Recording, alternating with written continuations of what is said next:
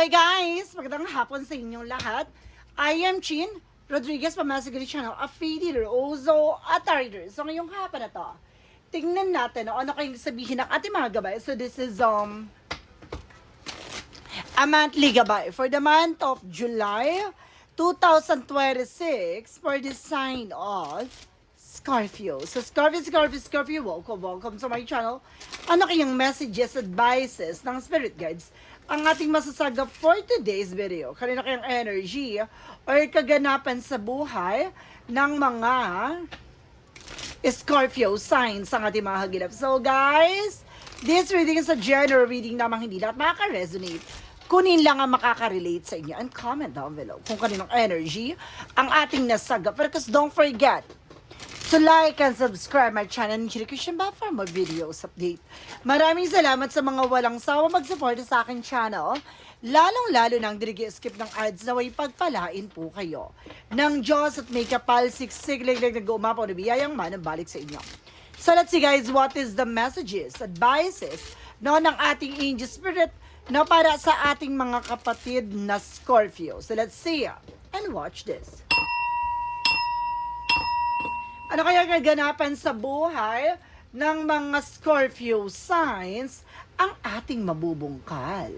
Bulabugin, and of course, susuyurin natin ano maaaring masagap natin sa energy nyo. Handa na ba kayo? Eto na, let's see and watch this. So there's a Page of Pentacles. So there's something and invest wisely. So kailangan, sa lahat ng bagay na papasukin nyo, lahat ng bagay na gagawin nyo, kailangan mas maging wise kayo. There's some manifestation. Sa mga manifest nyo naman daw, ano man yung plano nyo, balak nyo, with a Queen of Sword, with a clear the boundaries. So kailangan talagang linisin. Tanggalin yung mga bagay na makakasira or magsisilbing balakid sa yung mga pangarap. So may mga tao talaga na maaaring, kumbaga, sububok sirain or parang hadlangan na naman yung bagay na iyong ninanais. Parang unti-unti mo itong makikita or matatanaw na malayo pa lang na parang unti-unti mo na makikita yung magiging posibilidad. Para makikita mo na yung magiging outcome ng bawat action and decisions mo. And of course, there's something in Nine of Pentacles. There is a potential for abundance. May potential para maging malago ka, maging masagana ka, malapit mo nang makamtan ano man yung bagay na iyong ninanais. You're also independent, provider, and the King of Swords, something stop the pattern. May kailangan kang tuldukan at putulin. Yung mga bagay na alam mong hindi nakakatulong sa situations mo. So, kailangan ng mas wise, at mas matalinong desisyon. Ganon. Additional messages. And of course, it's something you need to want. So, there's something in past communication and past moments. Some of you guys may travel dito, a lot of communication, a lot of transactions. There's some messages and phone call coming in. And of course, there's something guys with a Kingman, something stuck. There's something in new perspective. Kailangan baguhin ang sitwasyon mo or yung iniisip mo para mabago mo yung sitwasyon mo. So, para mayroon kang bagay na kailangan mong ayusin, At kailangan mong, kumbaga, isaayos, Ano man yung plano mo, ano man yung gagawin mo, kailangan mong baguhin strategy mo. There's a Six of Cups. There is a past situation coming back. Meron ditong bagay na kailangan mong, kumbaga, pakakatandaan, like familiarity as situations, dahil mayroon kang mga plano or mga bagay na gustong gawin na kailangan mong isa lang alang yung nangyari sa'yo from the past. So, matuto ka na. Ano man yung naging leksyon, ano man yung mga pinagdaanan mo, parte yun na magiging kasalukuyan mo. The Four of Wands, something celebration coming in. Some of you, merong event, gathering na dadaluhan, may birthday na dadaluhan, there's something na kinusord na parang kailangan mong na tanawin, or parang mas buksan ng iyong isipan na kailangan mas maging practical ka. The way na parang tanggalin mo yung mga bagay na hindi nagsiserve or makakatulong sa situations mo. Ikat mo yung circle of friends or circle of people na maaaring nagbibigay ng negative or evil eye sa'yo. There's a hyphen for something education, a lesson learned. So ito yung sinasabi na kailangan mo matutunan or pakakatandaan yung mga bagay na naging leksyon sa'yo from the past. And the Knight of Wands for slow and steady. Maging mahinahon ka, unti-unti mong putulin, unti-unti unti-unti mong tanggalin yung mga bagay na hindi nakakatulong sa'yo. Just being wise at practical. With the Eight of Wands represented judgment, pinapaalalahanan ka na mag-ingat ka sa pagbibigay ng communication or something in information with the other people. No, dahil kumbaga merong warning or caution babala kasi parang kailangan mo mas maging aware, no? What is the Hangman? The Hangman represents with the Two of Wands, so there's a choices. The first step. So, ito yung kailangan mo unang gawin. No, kailangan mo baguhin yung pananaw mo, yung mindset mo, no? Kasi yun yung magiging hakbangin mo parang maging maayos, no? Ang mga magiging circulations ng situations mo. No, kasi merong ditong kailangan mong baguhin yung strategies, oh. No, yung either a strategy or something, a way, no, of doing things or something, making things or collaboration with other people. So, kailangan maging aware. Kasi merong mga tao sa paligid mo, guys, na parang, kumbaga, tuwing nalalaman nila yung plano mo, no, kumbaga, hinakadlangan nila, no, o hinakarangan nila, there's a curses. And the C7 of cause something confusion, na may mga part dito na maaari nang gugulo sa situation mo or nagpapagulo sa situations mo. Excuse me. Okay, there's in the world. Represent something, trouble, success, accomplishment. So, magtatagumpay ka talaga. And the Page of Cups leads into intuition, leads into gut feeling. So, makikinig ka sa nararamdaman mo. Now, there's a vision, intuition, prediction, instinct na kailangan mo pakikinggan. Na kailangan mo isa ng alang. And the Death card, something and ending and new beginning. So, marami talaga matatapos na. Or matutuldukan dito. With the Knight of Swords, bibilis ang takbo ng sitwasyon. So, maraming bagay na maaring magiging mabilis ang takbo ng eksena para sa'yo. Na mayroong mga bagay na tutuldukan, tatapusin with the Queen of Pentacles na kailangan maging practical ka how to manage and control your finances. The perspective, the way na parang iwasan mo yung mga kagastusan na mawalang kabuluhan. Tantanan mo yung mga bagay na hindi nakakatulong sa circulation or situations mo. Now, what is additional messages for the outcome? For the outcome, there's a liquid cause, emotional intelligence. No, pagdating sa emosyon, kailangan maging matkalmado ka. No, huwag ka padadala ng tensyon. And the Two of Swords, something, decision that you need to make. So, may mga decision ka na kailangan gawin. And there's a Five of Swords, nagkakaroon ng self-sabotage, not because of your action and decision. So, mag-ingat ka sa mga gagawin mong actions. And the Three of Swords, something, pain. So, some of you, marami talaga naiingit behind your back. There's an insecure. No? Meron kang kailangan tapusin, tuldukan. Kasi there's a circle of friends na maaaring naiinggit behind your back. Kailangan mo na putulin yon. And there's a Four of Swords, something listen to your intuition, gut feeling. So, kailangan mo na, kumbaga makinig sa nararamdaman mo, winibigyan ka na ng warning. No? Ngayong buwan na to, kailangan mo nang baguhin ang mga naging nakasanayan mo. No? And there's a Two of Cups, no? Even sa partnership, no? Yung pakikipag-ugnayan, pakikipag-collaborate. No? Kung itong tao na to ay may mga hidden agenda sa'yo, tantanan mo na. Now, what is additional messages for finances and career, love life, at kalusugan? Tuklasin natin, guys. Tuklasin at tukuyin natin about sa finances and career mo and love life at kalusugan. Finances and career.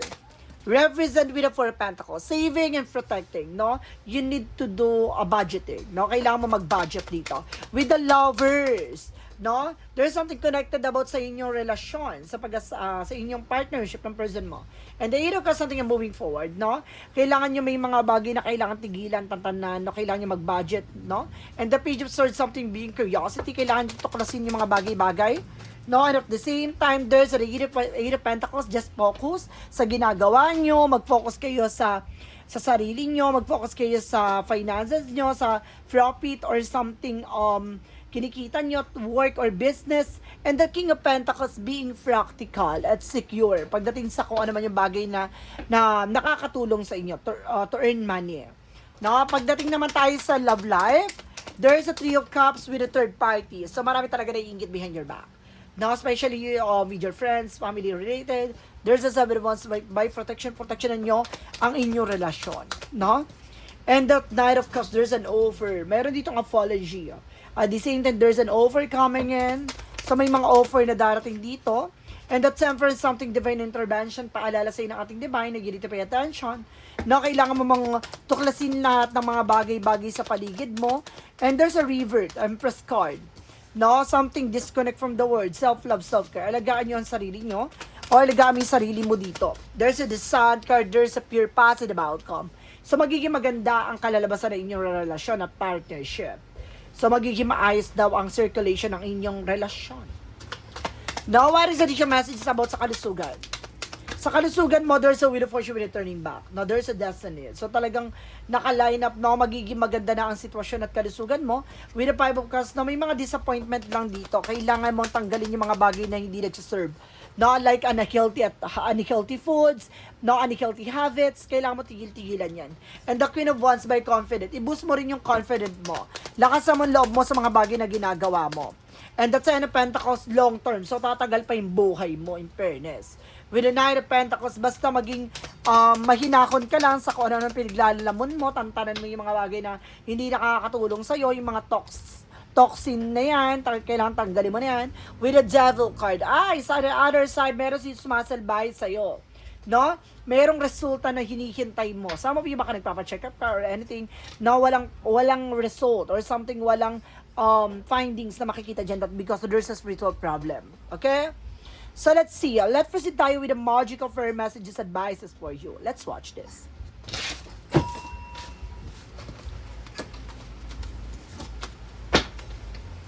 Okay, let's proceed tayo, guys, with the magical fairy messages, advices.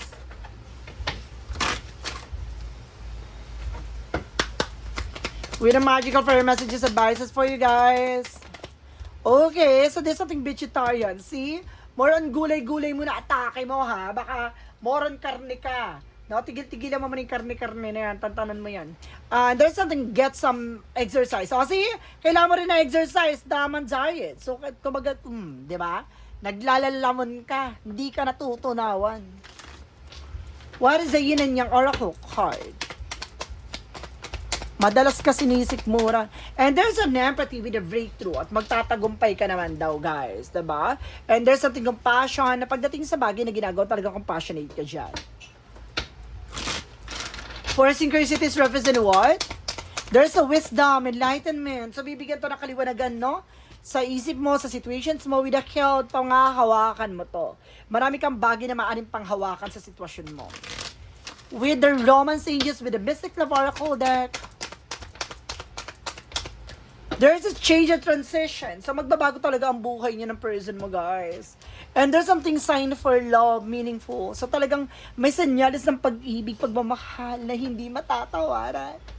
Pasabog. Let's see what is the Archangel Michael messages. Innocence. No, maaring meron ditong inosente. No? Maaring inosente ka. Na maraming sinasabi dito na ating Archangel Michael, may mga bagay na wala kang kamalay-malay what's going on. So, maaari meron ditong nagsisinungaling behind your back. No, parang kailangan mong gumising, no? Mula sa pagkakahimlay. Mula sa stuck dyan sa situations. And of course, Jesus loving quote said, "Let your light so shine before men, then they may see you, the good works, and glorify your Father which in the heavens." So, hayaan mo magningning ang sarili mong liwanag, no? Hindi mo kailangan i-pressure yung sarili mo para lang makita yung mga bagay na ginagawa mo. Hayaan mo ang ating Panginoon na magpakita, no, ng iyong kakayanan at ang iyong, kumbaga, kahalagahan sa sitwasyon mo. Sa tao man to o sa bagay, ipapakita ang sarili mong magniningning ka. Ganon. May pagningning. What is a yes or no pick a card? So, kung matagal ka na sa channel ko, alam mo na yan, ang yes or no pick a card. And of course, kung bago ka naman sa channel ko, ang yes or no pick a card, pwede ka magtanong. Now, ngayon pa lang mag-isip ka na ng tanong.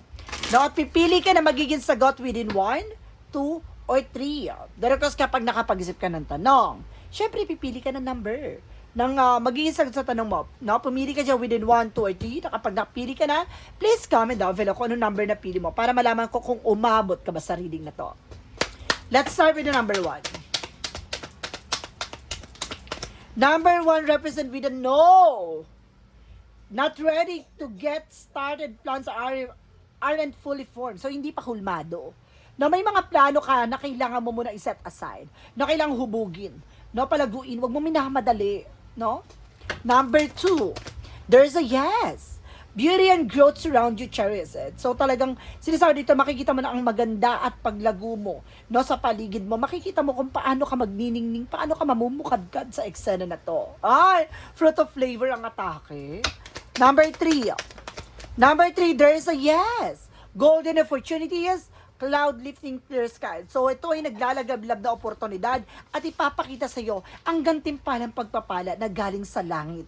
No, ipapakita na sa iyo kung paano magiging matiwasay at maayos ang magiging kapalaran mo sa mga hinaharap mo. At ngayong buwan na to, ang magsisilbing umpisa ng malaking pagbabago na ito. Ay, gusto ko yan. So guys, this is a monthly gabay for the month of July 2026 for the sign of Scorpio. So Scorpio, maraming salamat po for this wonderful reading. So once again, this reading is a general reading lamang. Hindi lahat makaka-resonate. Kunin lang ang makaka-relate sa inyo and comment down below kung kaninong energy ang ating nasagot. And of course, don't forget to like and subscribe my channel and hit the bell for more videos update. Maraming salamat sa mga walang sawang pag-support sa aking channel, lalo-lalo nang skip ng ads away pagpalain kayo. Nang Diyos at may kapalisiksik-liglig nag-uumabang na biyayang manang balik sa inyo. Maraming salamat guys and see you the next video. Bye-bye and babush!